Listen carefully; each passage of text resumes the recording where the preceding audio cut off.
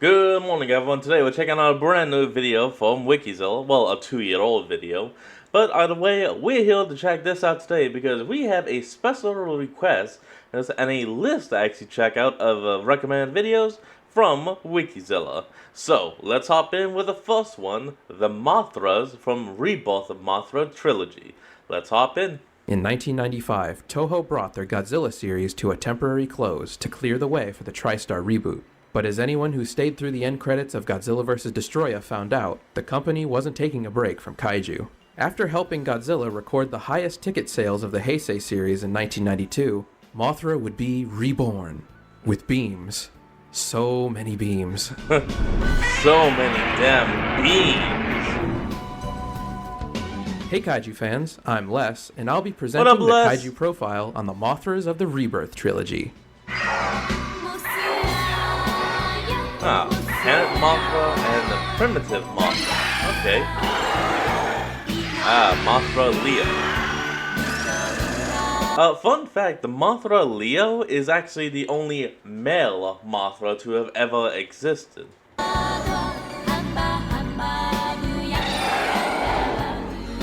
Mothra is always female, as we all know, so this is the first one to ever be quote-unquote male.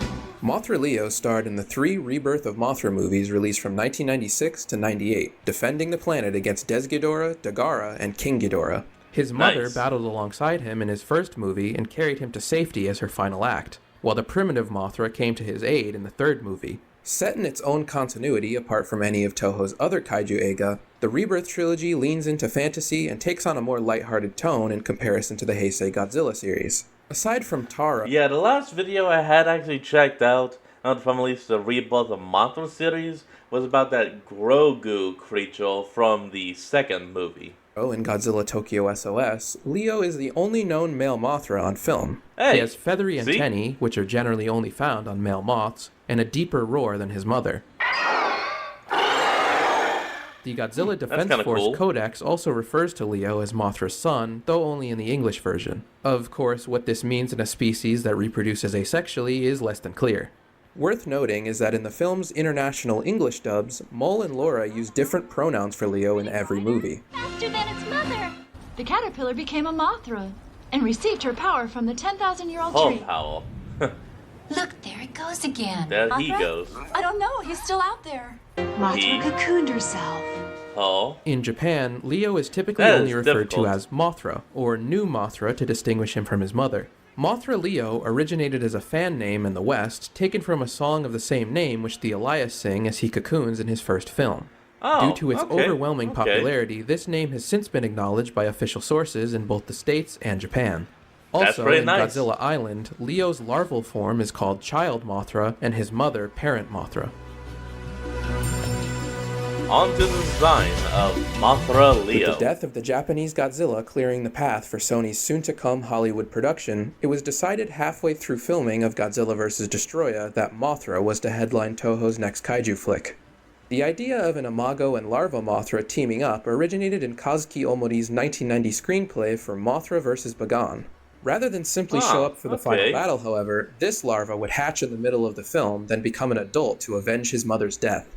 Takafumi I will avenge you! I'm sorry, that's just way too classic. Taniguchi and Masayuki Kurahashi of Bondcraft modeled Mothra Leo's larval form. There were at least 3 separate larvae created for the film. A mechanized radio-controlled type, a guignol, and a larger prop for swimming close-ups. As special effects director Koichi Kawakita was dissatisfied with the movement of the larva from 1992's Godzilla vs. Mothra, he requested that the new mechanized prop be able to move its body in a wave-like motion akin to a real caterpillar. Kawakita ordered an internal mechanism for it from Muron, a company specializing in mechanical modeling. It was built with a gimmick which allowed different parts of its body to move up and down independently through the expulsion of compressed air inside of it. Nice. The guignol's facial expressions changed when operated by a wire, while the swimming close-up prop was later refurbished for Godzilla, Mothra, and King Ghidorah, giant monsters all-out attack. While the Mothra Imago props from Godzilla vs. Mothra were too badly damaged to be reused, Leo's mother would have an almost identical design, save for the improved mouth parts. Tomoki Kobayashi modeled 2 new Mothra props for Toho Eizo Bijutsu, one for close-ups and one for action shots, both less than 1 meter in length. A lower-grade stand-in dummy was also utilized. Action! Toho EB's Special Art Division created 2 more props for Leo's Imago stage. The Imago props were given more realistic mouths than past Mothra designs. Staff members were told to only touch the Imago Mothra Leo props after they had washed their hands, since any dirt would show up in the fur. Concept artist Hideo Okamoto... I mean, I guess that makes sense when you look at how much of Mothra Leo's design is like white fur. ...was responsible for the final designs of the 3 Mothras in this movie. The coloration of Leo's wings invoked that which he and his kind protected, the greenery of nature and the earth. Rebirth of Mothra 2 used the same Leo props. They were slightly modified and repainted in order to portray Leo's new rainbow form. The main prop's wings were detachable and could be swapped. Okamoto had drawn up wing patterns for Rainbow Mothra, which didn't quite live up to the rainbow moniker as much as what the crew ultimately created.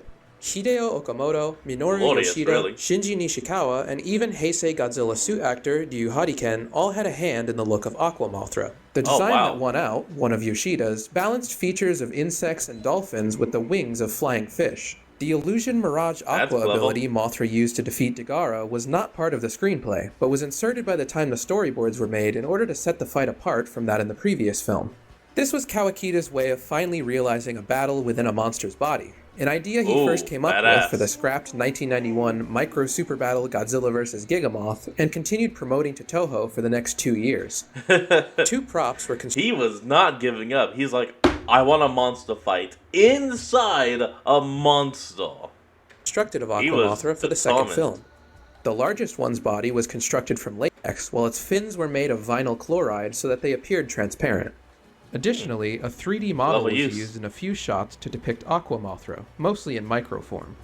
Rainbow Mothra's appearance would change in his next film without explanation. His primary color-based pattern, actually a scrapped one from Rebirth 2, resurrected for this third installment.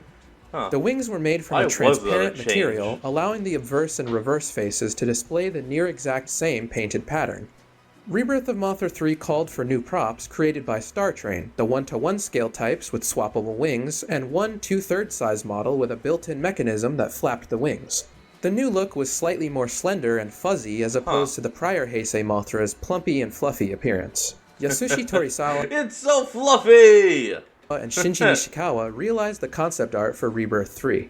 Armor form sketches by Nishikawa presented wings that gave the impression of man-made craft like jets. Torisawa produced a number of... That looked like it'd be uncomfortable for an actual living creature, even a striking pieces leaning into a realistic insect look, though only his Ankylosaurus-plated primitive Mothra was selected.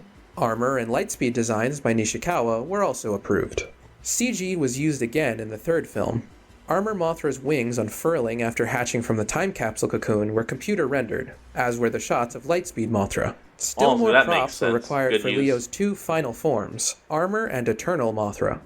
Different color palettes and wing shapes were considered for Armor Mothra before the final radio-controlled 1:1 prop opted for wings composed of a single piece with pointed tips and a silver, blue, and orange color scheme. The antennae initially sprouted fur, but these were removed before the start of shooting. You might have never noticed it, but Armor Mothra does have legs. They're tucked into the chest armor. And one more thing. A Rainbow Mothra prop was accidentally destroyed during filming. The culprit was the thinner used to create the primitive Mothra's silk, which somehow ignited and set Rainbow Mothra on fire. Oh no! Once they put out the blaze, the filmmakers retrieved another model and shot the scene again. Oh, that kind of sucks. For hundreds of millions of years since the beginning of life on Earth, world peace had been presided over and maintained by the Mothras.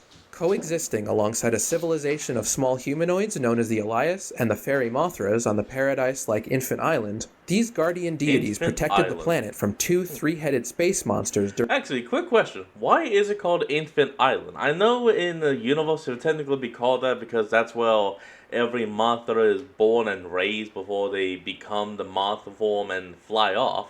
But outside of that, why would it be called Infant Island?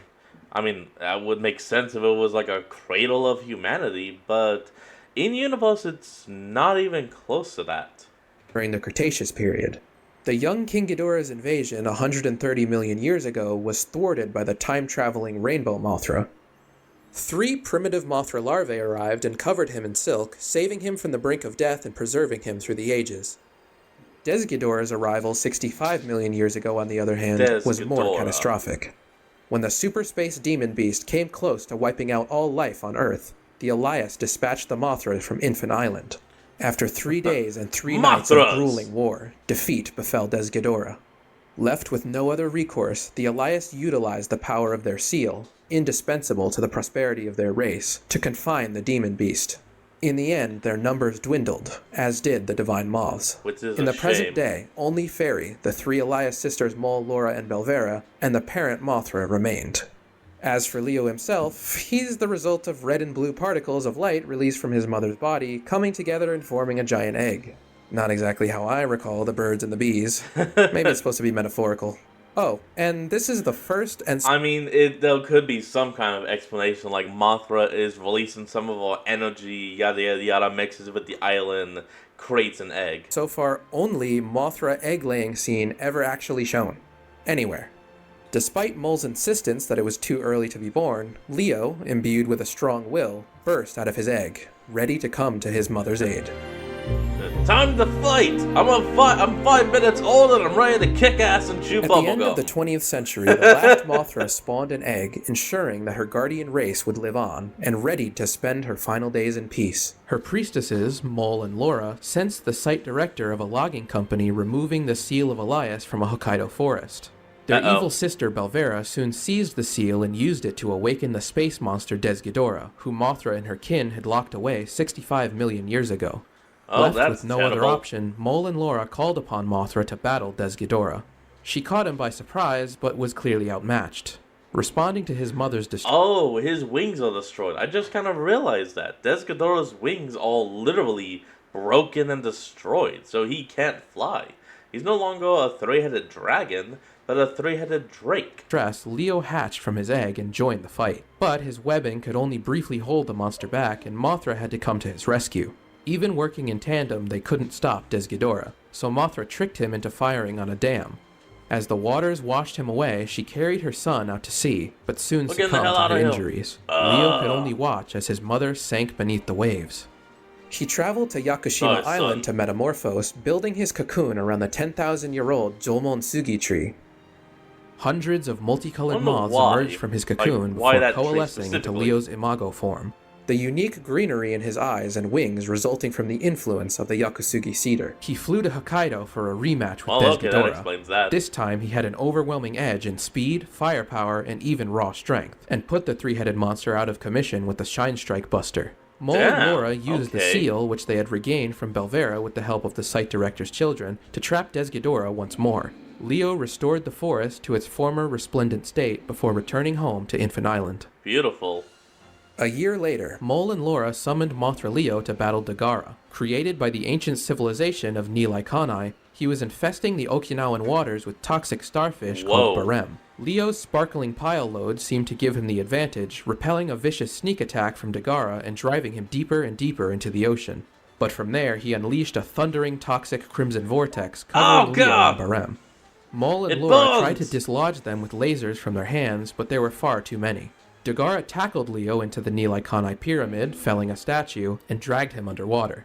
The remaining statues imbued Leo with a temporary burst of strength and fired on Dagara, burying him under rock. Leo managed to surface and collapse on top of the pyramid. Sprouting 2 new shoulder cannons, Dagara soon renewed his attack on Leo from underwater.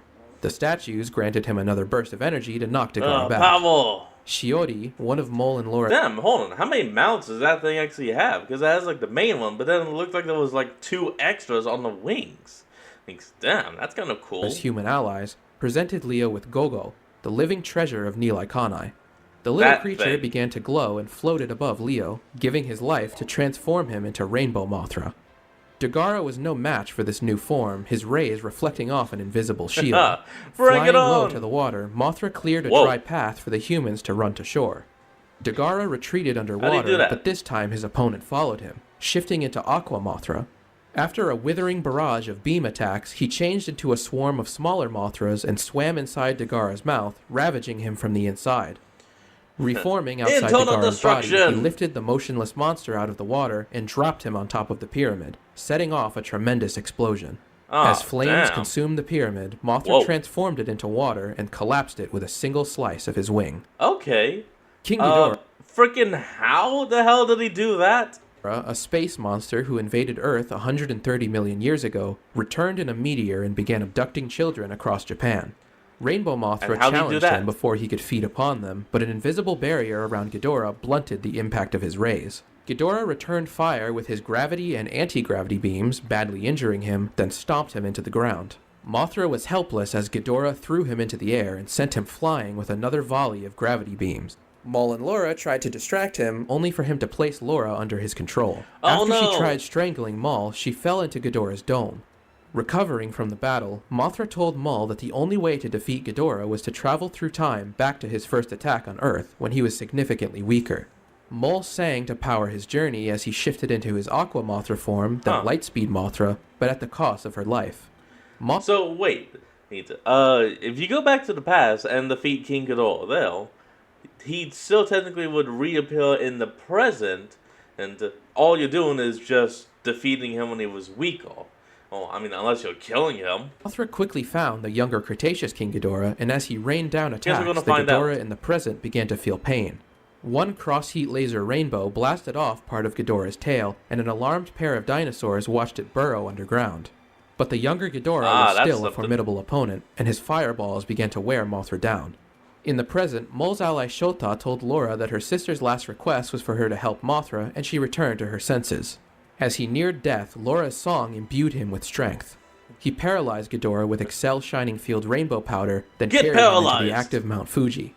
In the present, Ghidorah and the dome both vanished. As Laura and Belvera mourned Maul, 3 primitive Mothra larvae came upon the fallen Mothra and cocooned him with their Excel strings. Suddenly, Ghidorah burst out of a meteor in the present again, having regrown his body from the tail Mothra shot off. Okay. So, yeah, he still would have returned.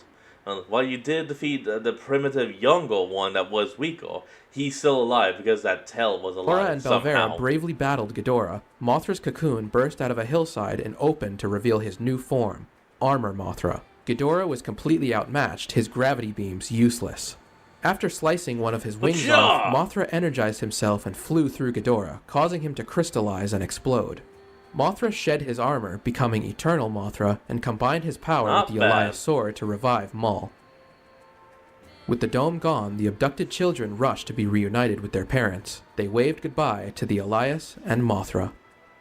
Before Rebirth of Mothra 2 premiered, Mothra Leo began crawling around the small screen on Godzilla Island. Godzilla Island, right. This was like a personal fan project thing. Mother battled the likes of TV. Batra, Destroya, and a giant Exilian laser cannon in the early episodes. Leo was primarily a background character until the 6th story arc, which saw his mother sacrifice herself to drop Hedorah into a volcano. Leo emerged from his cocoon months later when Hedorah returned, and helped Godzilla dry him out with red antennae beams and wing lightning. In the 15th story arc, he fought Godzilla to a draw in defense of his newly hatched sibling, who had been corrupted by Batra. They ended up joining forces again to defeat the Black Mothra, then brought down Megalon and Destroya. Onto the abilities. Mothra opened her fight against Ghidorah with beam pulsars from her antennae, and later used a weaker version of this attack called the Milky Whip to knock the Seal of Elias out of Belvera's grasp. Her other signature technique was the pressure field, scales and lightning bolts from her wings. Unlike the Heisei Mothra, her scales did not redirect Ghidorah's rays. She could also shoot lightning from the top of her wings. Beyond beams, Mothra had a number of tricks for close quarters combat. She could increase her flight speed to Mach 80 with Flash Dash, discharge energy from her body with Direct Impact, and channel electricity through her claws with the Stun trigger. She could also lift up to 20,000 metric tons. That brings us to Leo himself. He and his mother were both highly intelligent and possessed psychic powers. As a larva, Leo had 2 forms of attack. The Petite Railgun, a blast of blue-green energy fired from his underbelly, and Excel Strings, which had a rainbow aftershock. The primitive Mothra could also spit this webbing, but luckily for Rainbow Mothra, theirs had no aftershock. Anyway, while Leo was powerful enough to get Ghidorah's attention in his larval stage, his limited durability meant he needed his mother's help to survive the encounter. While his fake reflection technique allowed him to blend in with the forest for a while, Ghidorah's flames exposed him. He could swim at 130 kilometers per hour, dropping to 40 to 60 kilometers per hour on land, while the primitive Mothras traveled at a sustained 60. So vast was Leo's arsenal as an imago that he only used 2 attacks against both Ghidorah and Dagara. his signature cross-heat lasers, and the Excel shining field. Like his mother, he combined the latter with lightning bolts from his wings. His petite railgun upgraded to the sparkling pile load, which sent Dagara flying through the air and vaporized huge swaths of ocean. He made Desghidorah's life miserable with a sparkling pile load variant, and by transforming into a swarm of crystal Mothras, an illusion mirage. His finisher was the Shine Strike Buster, spinning above his opponent to unleash rings of energy, then crafting a giant lens to focus the sun's rays into an Independence Day-style laser. After the battle, he restored the forest to its original splendor with a pulsophonic shower. He also had a couple of rays without flashy names, antennae lasers, and a traveling energy field granted by the Nilaikanai Temple.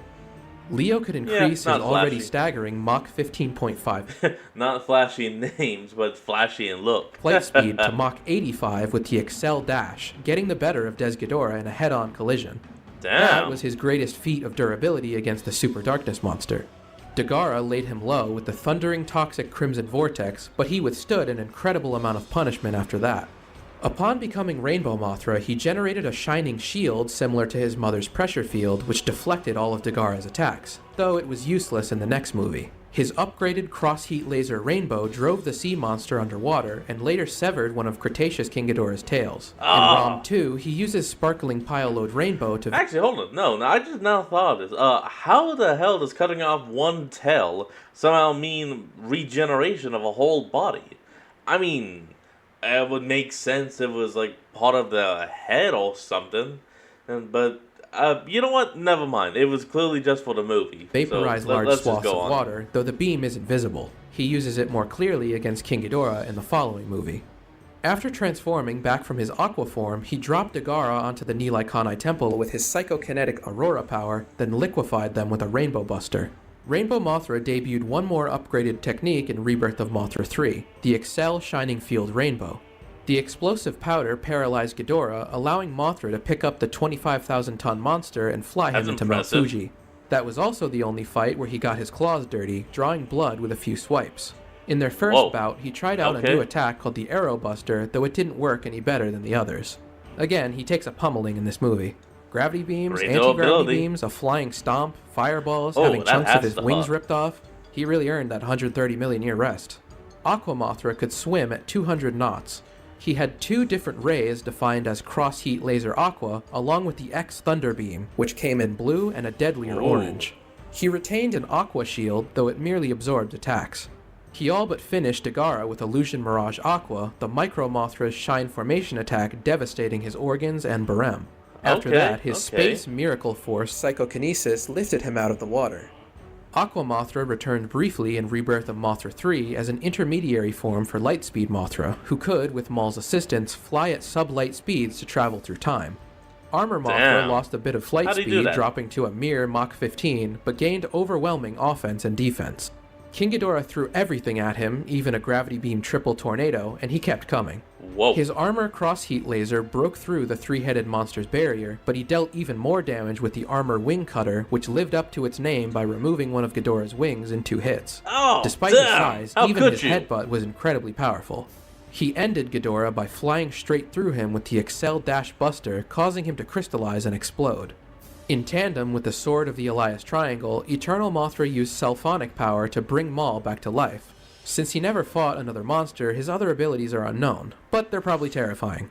Oh, probably. On to the trivia. Here's a couple of cute bits from the set of the Rebirth of Mothra trilogy that aren't quite at home in the design section, but we still wanted to share. When shooting the scene of the dying parent Mothra and her child, Assistant Special Effects Director Yosuke Nakano was initially in charge of manipulating the props. For whatever reason, it didn't work out, and Mr. Kawakita got in the big pool himself and took charge of the performance. He stated that he worked very hard on the scene with the intention of properly depicting the love between parent and child.